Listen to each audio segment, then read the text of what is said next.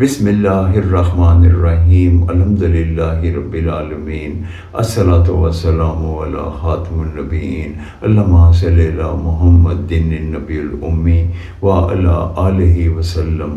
अस्सलामु अलैकुम व रहमतुल्लाहि व बरकातहू। मेरे नाज़रीन व सामीईन, मेरी आज की हदीस मुश्कातुल मसाबे 45 नंबर। इस हदीस मुबारक में नबी पाक सल्लल्लाहु अलैहि वसल्लम ने हमें अपने आप को परखने का एक तरीका बता दिया।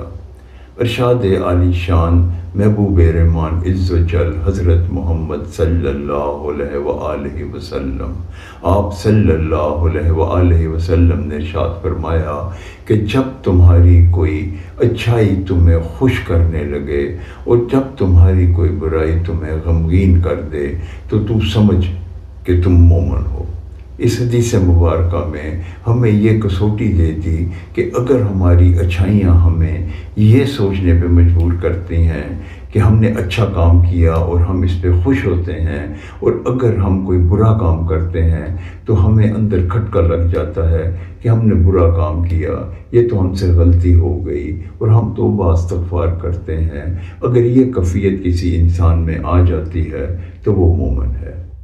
अस्सलामु अलैकुम व रहमतुल्लाहि व बरकातहू।